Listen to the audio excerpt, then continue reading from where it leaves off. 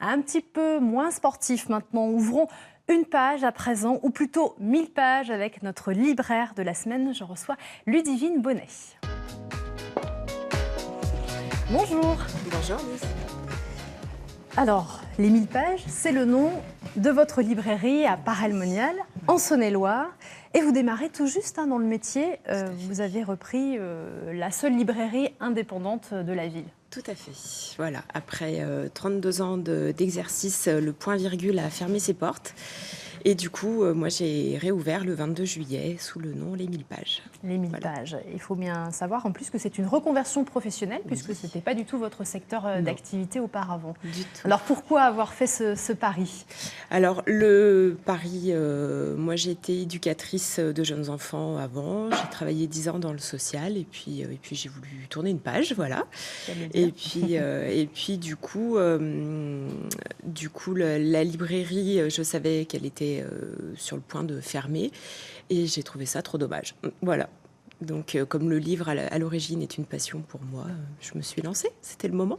Et vous vous êtes dit, c'est presque un acte militant pour vous de reprendre cette librairie et de vous lancer dans cette activité? Oui, parce que on voit que les librairies ferment les unes après les autres et qu'on a vraiment un territoire pauvre en librairie indépendante. Alors non. Celle-ci ne fermera pas et n'a pas fermé. Voilà. C'est un lieu à lire et à vivre aussi. Oui, tout à fait. C'est au-delà du commerce. Et puis, je crois que vous avez déjà organisé une première séance de dédicace. Oui, j'en ai même eu deux. Alors, j'ai eu la première au mois de décembre, qui s'inscrivait du coup dans le cadre de l'échappée littéraire, le prix des lycéens de Bourgogne, voilà, où j'avais reçu Lionel Salin pour son roman. La semaine dernière, avec une auteure de Mâcon, voilà, vigneronne, on en a profité pour faire une dégustation de ses vins. Donc on essaye comme ça de... C'est des rendez-vous qui vont se poursuivre avec vos lecteurs, voilà, vraiment une envie d'animer le lieu et de faire de la librairie plus un lieu de vie qu'un commerce seul, quoi. Voilà. Alors, vous êtes venu avec votre coup de cœur, oui. Vivre auprès des tilleuls. Alors, c'est écrit par un collectif d'auteurs suisses. Tout à fait, tout à fait. Alors, Vivre près des tilleuls, c'est un roman qui est sorti à la rentrée littéraire de septembre dernier.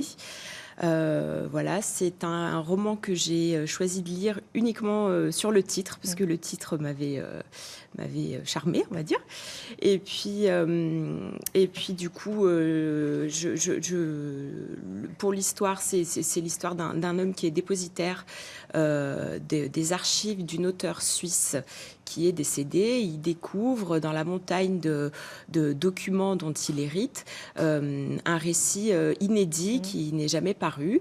Et on découvre au fil des pages que c'est une sorte de journal intime de l'auteur, ou plutôt un journal de deuil, parce qu'elle relate un seul événement de sa vie, qui est la disparition accidentelle de sa petite fille Louise, de 3 ans. Et donc, c'est plein d'émotions, c'est une écriture très délicate. C'est une nouvelle forme d'écriture. Alors, je crois qu'il y a 18 auteurs qui ont écrit ce roman. Alors, ça paraît incroyable. Et voilà, c'est ça. Et du coup, une fois que vous avez passé l'émotion de ce roman, à la fin du livre, vous avez une explication.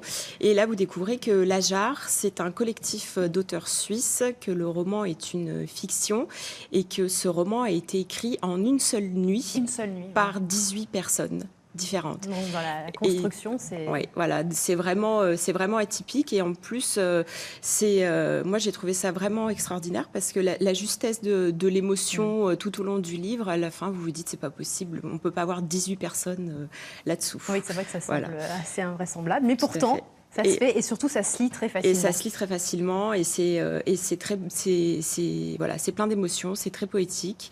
Et on retrouve du coup en ce début d'année Fanny Wobman, qui fait partie de ce collectif et qui édite chez Flammarion un roman qui s'appelle Nu dans un verre d'eau. Voilà. Et qui est aussi à découvrir. Voilà. Merci beaucoup Ludivine Bonnet de nous avoir fait donner votre coup de cœur littéraire.